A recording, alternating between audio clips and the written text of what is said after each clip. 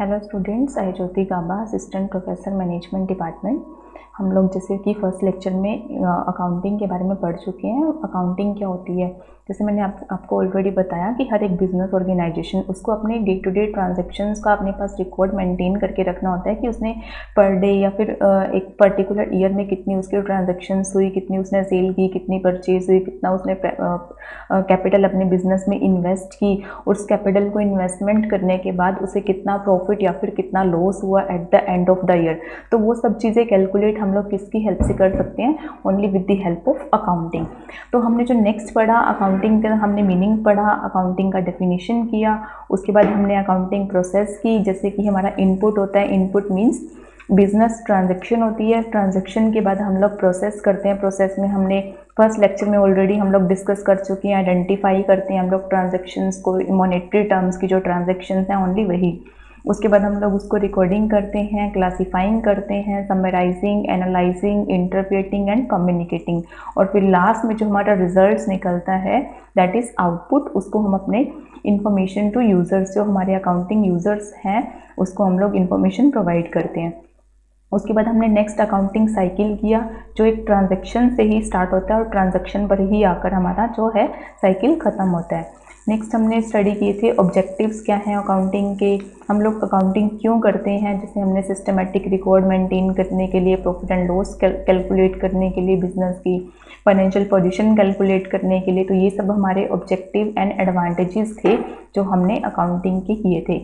उसके बाद नेक्स्ट हमने जो पढ़ा था topic that was users of accounting information. Users मतलब हमारे जो बिजनेस की इन्फॉर्मेशन है उसको किन किन पार्टीज़ को उसकी नीड होती है। तो हमारे जो यूजर्स थे टू टाइप्स के थे, external users and internal users. External तो जो बिजनेस के आउटसाइड होते हैं और हमारी बिजनेस की इन्फॉर्मेशन चाहिए होती है उन्हें, और सेकंड है हमारे इंटरनल यूजर्स। इंटरनल यूजर्स जो बिजनेस के इनसाइड होते हैं और उन्हें हमारे बिजनेस की इन्फॉर्मेशन की रिक्वायरमेंट होती है। उसके बाद हमारा जो नेक्स्ट टॉपिक आज हम लोग अपने इस लेक्चर के अंदर स्टडी करेंगे वो है अकाउंटिंग इक्वेशन। देखो अकाउंटिंग इक्वेशन क्या है, सिंपली एक मैथमेटिकल एक्सप्रेशन है जिसकी हेल्प से हम अपनी असेट्स की और लायबिलिटीज़ की वैल्यूएशन करते हैं कि, और इसका जो एक मैथमेटिकल एक्सप्रेशन कैसे है, इसके अंदर जो हमारी असेट्स होंगी वो किसके इक्वल होंगी? लायबिलिटीज़ के इक्वल होंगी। लायबिलिटीज़ प्लस हमारी जो कैपिटल है। Accounting information is based on the dual aspect. Dual aspect मतलब हमारा जो क्या है, एवरी ट्रांजैक्शन है उसके टू एस्पेक्ट्स होंगे। एक क्या होगा, डेबिट होगी, तो दूसरी चीज़ भी क्या होगी, क्रेडिट होगी हमारी, ठीक है, क्रेडिट होगी। उसके बाद it holds that for every debit there is a credit of equal amount and vice, मतलब जितने अमाउंट की आपकी कोई चीज़ डेबिट हो रही है उतने ही अमाउंट की आपकी जो नेक्स्ट है वो क्या होगी, क्रेडिट होगी। सपोज आपने 10,000 की सेल की, किसके बदले में? कैश के बदले में, ठीक है, कैश सेल्स की आपने। अब आपके पास क्या आ रहा है, गुड्स, तो कैश आपके पास इनफ्लो हो रहा है, मतलब सेल की, तो इट मीन्स आपकी क्या है, गुड्स तो आउट हो रही हैं और कैश है जो इन हो रहा है। तो उसका इक्वल अमाउंट से कितने की आपने सेल करी? 10 की सेल करी, 10,000 की। 10,000 आपके बिजनेस के अंदर आ रहा है और 10,000 की गुड्स आपके बिजनेस से बाहर जा रही है। तो इट मीन्स इक्वल अमाउंट का डेबिट होगा और इक्वल अमाउंट का ही आपका क्रेडिट होगा।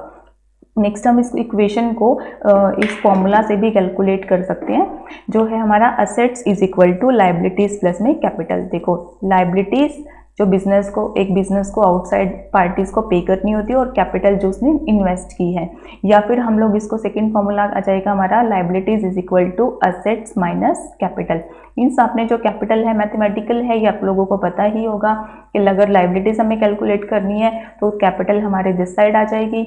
उसके बाद अगर हमें कैपिटल कैलकुलेट करनी है तो असेट्स में से हमारी जो लायबिलिटीज है वो माइनस हो जाएगी, ठीक है। उसके बाद आप देख सकते हो बैलेंस शीट का ओवरव्यू, जिसके अंदर हम लोग अकाउंटिंग इक्वेशन के अंदर के बारे में स्टडी करेंगे। देखो बैलेंस शीट क्या होती है? बैलेंस शीट होती है जो हमारी बिजनेस की फाइनेंशियल पोजीशन बताती है। इसमें हमारी क्या होती है, ये तो हमारी असेट्स हैं और ये क्या है, हमारी लायबिलिटीज। अब आप एक चीज़ नोटिस कर रहे होगे इसके अंदर, जो हमारी असेट्स का टोटल है दैट इज 7,25,000 और जो लायबिलिटीज का टोटल है 7,25,000, ये हमारा क्या होगा, दोनों सेम रहेंगे, ठीक है। अगर ये सेम नहीं है आपका, इट मीन्स आपका कुछ ना कुछ ट्रायल बैलेंस के अंदर या फिर आपके लेजर के अंदर या फिर जर्नल जो भी आपने अकाउंटिंग की है, इट मीन्स वहाँ पर कुछ ना कुछ आपके एरर्स हैं। अब देखो लाइबिलिटीज़ में आपकी क्या क्या आती हैं, कैपिटल है आपकी, सिक्योर्ड लोन है आपका, फ्रॉम बैंक से आपने लोन ले रखा है, कुछ करंट लाइबिलिटीज़ हैं आपकी, क्रेडिटर्स हैं आपके, और एक्सपेंसेस हैं। असेट्स में आपकी फिक्स्ड असेट्स आ जाएंगी, ठीक है, ये सब आपकी फिक्स्ड असेट्स है जिनको आप एक बार लगाकर चेंज नहीं कर सकते। उसके बाद क्या है आपकी करंट असेट्स। करंट असेट्स क्या होती हैं आपकी, शॉर्ट टर्म असेट्स जिनको आप बोल सकते हो, जिसको आप विद इन 1 ईयर कैश में कन्वर्ट करा सकते हो। उसके बाद है आपका स्टॉक, नेक्स्ट है आपका डेटर, और उसके बाद है आपकी cash and bank balance.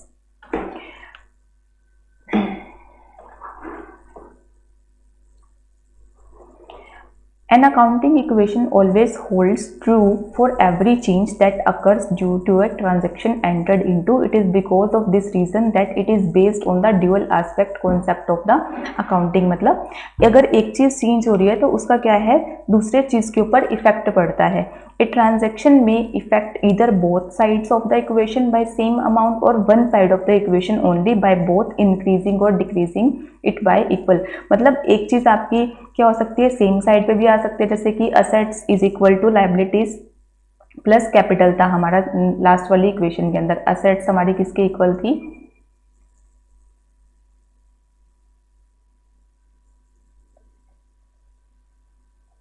Liabilities plus capital की इक्वल थी आपकी, ठीक है। तो आपकी असेट्स एक साइड पे भी चेंज हो सकता है वो, और एक जो दूसरा चेंज हो रहा है वो आपका दोनों साइड्स के इक्वल भी हो सकता है। अभी आपको एग्जांपल से क्लियर हो जाएगा। नेक्स्ट में आ जाएगा आपका increase in assets, increase in liability. जैसे आपकी असेट्स में भी इंक्रीज हो रहा है और आपका लायबिलिटी साइड पे भी इंक्रीज हो रहा है। ट्रांजैक्शन अफेक्टिंग अपोजिट साइड्स, एक तो आपकी असेट्स में इंक्रीज हो रहा है, सेकंड साइड पे आपका लायबिलिटीज के अंदर इंक्रीज हो रहा है। जैसे कि transaction such as credit purchase, आपने क्या किया, कुछ कोई गुड्स खरीदी हैं और वो किस पे खरीदी हैं, क्रेडिट पे परचेज की हैं आपने। इंक्रीज असेट्स, अब देखो आपने गुड्स परचेज की हैं, इससे क्या हो रहा है, आपकी गुड्स परचेज की हैं आपने, गुड्स तो क्या हो रही हैं आपकी, इंक्रीज हो रही हैं, ठीक है। इंक्रीज असेट्स, तो इससे आपका जो स्टॉक है वो क्या हो रहा है, इंक्रीज हो रहा है। एंड ऑल्सो इंक्रीज लाइबिलिटीज, और क्या हो रही है आपकी लाइबिलिटीज भी सेकंड साइड पे इंक्रीज हो रहा है। लाइबिलिटीज आपकी कैसी इंक्रीज हो रही है, आपने जो वो परचेज की है वो किस पे की है, क्रेडिट पे परचेज की है। जब आप कोई चीज़ क्रेडिट पे परचेज करते हो तो आपके जो क्रेडिटर्स हैं वो आपके इंक्रीज हो जाएंगे। क्रेडिटर्स का मतलब होता है जिनको आपने फ्यूचर में पेमेंट करनी है। Similarly loan from bank increases assets, देखो आपने बैंक से लोन लिया, इससे क्या हो रहा है, आपकी कैश इंक्रीज हो रही है, बैंक में आपका पैसा आ रहा है, आपके पास कैश आ रही है। एंड ऑल्सो इंक्रीज लाइबिलिटीज, और ये क्या है, जो आपने अमाउंट लिया बैंक से ये क्या है, आपको पे करना है, तो ये क्या है, आपकी लाइबिलिटीज इंक्रीज हो जा रही है। उसके बाद है डिक्रीज इन लाइबिलिटी, अब आपकी लाइबिलिटी डिक्रीज हो जाएगी एंड उसकी वजह से डिक्रीज इन असेट, असेट्स भी डिक्रीज हो रही है। जैसे कि transaction of payment of a creditor, आपका कोई क्रेडिटर था जिसको आपने पेमेंट करनी है, उसको आपने क्या कर दी, पेमेंट कर दी, जिससे क्या हो गई, देखो आपकी कैश भी रिड्यूस हो जाएगी और आपकी क्या है, क्रेडिटर्स भी रिड्यूस हो रहे हैं। अब आपने किसी पर्सन को पेमेंट करनी थी, कैश में पेमेंट करी आपने, कैश डिक्रीज हो गई, और सेकंड आपकी क्या हो गई, लाइबिलिटी डिक्रीज हो जाएगी, आपका जो क्रेडिटर है वो डिक्रीज हो जाएगा। तो ये क्या था, एक फर्स्ट में तो आपने पढ़ा इंक्रीज इन असेट्स और इंक्रीज इन लाइबिलिटी, सेकंड में आपने पढ़ा decrease in assets and decrease in liability.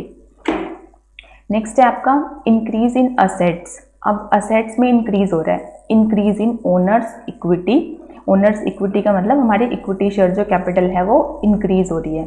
Introduction of capital by the proprietor, देखो एक बिजनेस में हमने क्या किया, कैपिटल लगाकर कोई बिजनेस हमने स्टार्ट किया, इंक्रीजेस असेट्स, अब देखो कैश भी इंक्रीज हो रही है और सेकंड साइड पे आपकी कैपिटल भी इंक्रीज हो रही है। अब आपने कैश लगाई, आपकी बिजनेस में क्या आ रही है, कैश आ रही है, और उधर आपकी जो लाइबिलिटी साइड है उधर वो किस में आ जाएगी, आपकी कैपिटल हेड के अंदर ऐड हो जाएगी। नेक्स्ट है आपका decrease in owner capital, owner की कैपिटल डिक्रीज कैसे होगी, देखो एक जो ओनर कौन है, जिसने बिजनेस में पैसा लगाया है, कैपिटल लगाई है, उसने क्या किया, बिजनेस के अंदर से कुछ ड्राइंग्स की, ड्राइंग्स होती हैं मतलब बिजनेस के अंदर से या तो उसने कुछ कैपिटल पर्सनल यूज के लिए या तो कैपिटल विड्रॉ की, या फिर उसने कैश विड्रॉ किया, या फिर कोई गुड्स का विड्रॉ किया। इससे क्या हो रहा है, डिक्रीज इन असेट्स। अब देखो ओनर ने क्या किया, सपोज उसने कैश विड्रॉ की, कैश विड्रॉ करने से क्या हुआ, हमारी जो कैश है वो क्या हो जाएगी, कम हो जाएगी बिजनेस के अंदर, और सेकंड जो उसकी कैपिटल है वो भी क्या हो जाएगी, डिक्रीज हो जाएगी। क्योंकि सपोज उसने 50,000 की जो कैपिटल लगाई थी बिजनेस के अंदर, कैपिटल लगाने के बाद हमारी ये कैश में भी प्लस हुई थी, जैसे कि अभी हमने फर्स्ट पॉइंट किया था कि इंक्रीज इन असेट्स, असेट्स भी इंक्रीज होती है, और कैपिटल लगाई थी तो इससे कैपिटल भी इंक्रीज हो रही है और हमारी कैश भी इंक्रीज हो रही है। अब वही कैश उसने विड्रॉ कर ली तो इसका सेम इफेक्ट पड़ेगा हमारी कैपिटल के ऊपर भी, तो इससे हमारी कैश भी डिक्रीज हो रही है और हमारी कैपिटल भी डिक्रीज हो रही है। नेक्स्ट है some transactions affect more than 2 items of the accounting equation और अ बैलेंस शीट, जिसका एक से ज़्यादा इफेक्ट पड़ रहा है। For example when a sale is made in cash, जब आपने कैश में कोई सेल की फॉर ₹30,000 की आपने कैश में सेल की, it was made at a cost, जो उसकी कॉस्ट थी वो थी हमारी 25,000 की, प्लस आपने जो प्रॉफिट अर्न किया दैट वॉज 5,000 रुपीज़। अब देखो आपकी कॉस्टिंग कितने की थी उस गुड्स की, ओनली 25,000 की, बट आपने जो सेल किया वो कितने का था, 30,000 रुपीज़ का। अब जो ये 5,000 का है ये क्या हो रहा है, आपको प्रॉफिट हो रहा है। अब ये क्या है, मोर देन 2 आइटम्स को इफेक्ट करेगा। कैसे करेगा, देखो कॉस्ट ऑफ गुड्स जो थी वो थी हमारी 25, ठीक है, लेकिन जो हमारा जो स्टॉक रिड्यूस होगा वो ओनली कितने से होगा, 25 से होगा ना, क्योंकि कॉस्ट हमारी 25 की थी, बट जो हमारे पास कैश आ रही है, देखो सेल करी है वो आपने 30 की करी है, तो जो आपके पास कैश इंक्रीज हो रही है वो कितने की हो रही है, 30,000 की हो रही है। अभी हमने जब लास्ट इसका मीनिंग पढ़ा था अकाउंटिंग इक्वेशन का कि इक्वल अमाउंट से इफेक्ट पड़ता है हमारा, ठीक है, इक्वल अमाउंट से। अगर एक चीज़ 10,000 से कोई असेट्स में इंक्रीज हो रहा है तो 10,000 से ही लाइबिलिटीज में इंक्रीज होगा। बट इसमें आप देख रहे हो कि हमारी जो गुड्स की कॉस्टिंग थी वो थी 25 की, बट हमने जो सेल किया वो किया 30,000 का, तो प्रॉफिट जो हमारा हो रहा है 5,000 का, वो तो हमारा कहाँ पर आएगा बैलेंस, वो उससे क्या हो रहा है, हमारा जो प्रॉफिट है वो हमारी ओनर्स की कैपिटल है वो क्या हो रही है, इंक्रीज हो रही है। अब देखो असेट्स में कितने का हो रहा है, 25, और हमारी कितनी है 5,000 रुपीज़ का, और जो हमारी कैश इंक्रीज हो रही है वो कितने से हो रही है, 30,000 से, तो 25 + 5 30, और ये है हमारा 30,000। तो ये क्या है, इक्वल अमाउंट का हमारा असेट्स पे इफेक्ट पड़ेगा और इक्वल अमाउंट का ही हमारा लाइबिलिटीज पे इफेक्ट पड़ेगा। नेक्स्ट है एग्जाम्पल है अब हमारा, इससे आपको पूरा जो हमने टॉपिक किया वो आपको ऑल क्लियर हो जाएगा। देखो Rakesh starts business and the following successive transactions are entered into. Rakesh ने बिजनेस स्टार्ट किया और उसने क्या क्या मतलब ट्रांजेक्शन्स हुई हैं, देखो फर्स्ट क्या हुई है, he commences his business with ₹20,000 as his capital. देखो उसने क्या किया है, कैश लगाई है कितने रुपीज़ की, 20,000 की, और इससे क्या उसकी एज अ कैपिटल लगा रहा है वो। अब देखो इट मीन्स उसने क्या है, कैश लगाई है। देखो सबसे पहले तो आपको क्लियर होना चाहिए जो हम लोग अकाउंटिंग इक्वेशन बनाते हैं उसका फॉर्मेट क्या है। यहाँ पर आप अपना पर्टिकुलर्स लिखते हो, पर्टिकुलर्स मीन्स आप जो जो ट्रांजेक्शन्स कर रहे हो, ठीक है, ट्रांजेक्शन्स, उसके अंदर आपकी असेट्स आ जाएंगी। असेट्स का टोटल किसके इक्वल होता है, असेट्स इक्वल होती है हमारी लाइबिलिटीज प्लस हमारी कैपिटल। अब देखो कैपिटल इंट्रोड्यूस, फर्स्ट यहाँ पर आप ट्रांजेक्शन नंबर फर्स्ट लिखोगे, हमारी जो कैपिटल इंट्रोड्यूस हुई है कितने रुपीज़ की लगाई है उसने, कैश लगाई है हमारी 20,000 रुपीज़ की, ठीक है, तो कैश में आप ऐड कर दोगे 20,000, और सेकेंड हमारी कहाँ पर ऐड हो जाएगा, वो कैपिटल के अंदर। इसका दोनों साइड पे इफेक्ट पड़ रहा है, देखो असेट्स भी इंक्रीज हो रही है और हमारी लाइबिलिटीज मतलब कैपिटल भी इंक्रीज हो रही है।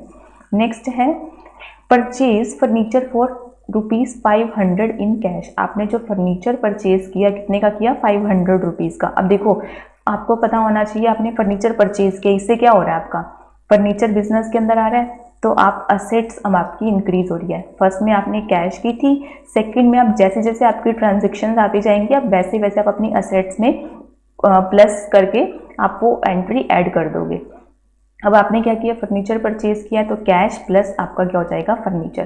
फर्स्ट एंट्री जो आपने की थी वो एज इट इज़ आपको ट्रांजेक्शन फॉरवर्ड करनी है, ये हमारी यहाँ तक फर्स्ट ट्रांजेक्शन थी। अब सेकंड में आपने फर्नीचर परचेज किया है, फर्नीचर में आपका 500 का ऐड हो जाएगा। अब किसने किया वो अपने कैश में। अब देखो आप कोई चीज़ परचेज कर रहे हो तो कैश क्या है, आपके बिजनेस से कैश जा रही है, कैश कम हो जाएगी, आपकी डिक्रीज जाएगी, तो कैश में से आप 500 को क्या कर दोगे, माइनस कर दोगे। तो आपके पास जो अब अवेलेबल कैश है दैट इज 19,500 और फर्नीचर है आपके पास 500 रुपीज़ का और कैपिटल है आपकी एज इट इज 20,000 की। नेक्स्ट है आपका परचेज गुड्स फॉर कैश ₹1,000। अब देखो वो पिछले सेकंड वाली हमारी सेम एंट्री है, आपने गुड्स परचेज करी हैं। अब गुड्स का हम लोग कहाँ पर लिखेंगे, एक हमारा न्यू पॉइंट ऐड हो जाएगा दैट इज स्टॉक। स्टॉक में आपने ऐड कर दोगे 1,000 रुपीज़ की गुड्स और आपने कैश के बदले में परचेज की है, तो आपकी कैश क्या हो जाएगी, डिक्रीज जाएगी। 19,500 की आपके पास ओल्ड बैलेंस था कैश का, उसमें से आपने 1,000 रुपीज़ लेस कर दिया तो 18,500 आपके पास न्यू कैश का बैलेंस आ जाएगा।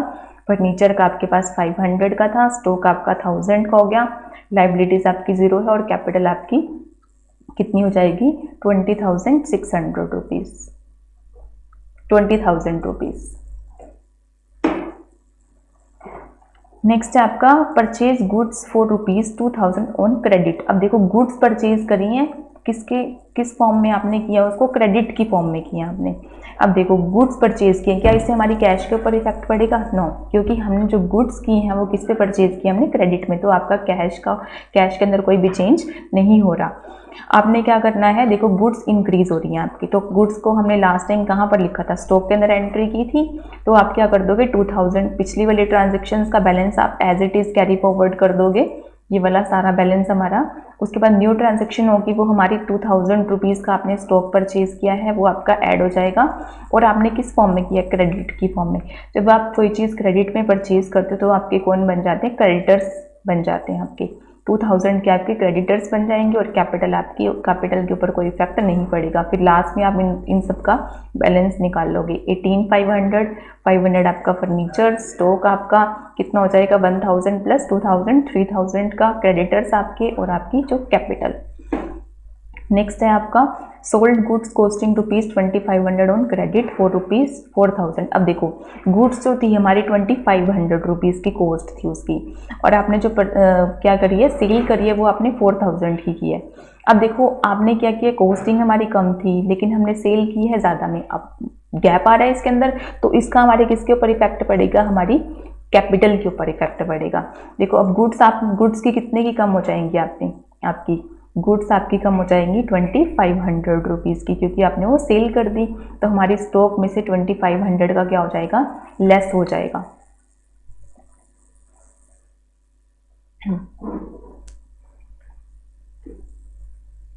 आज हम लोग यहीं तक ट्रांजैक्शन करेंगे, पॉइंट नंबर 4 तक। उसके बाद बाकी की ट्रांजैक्शंस हम लोग नेक्स्ट लेक्चर में करेंगे।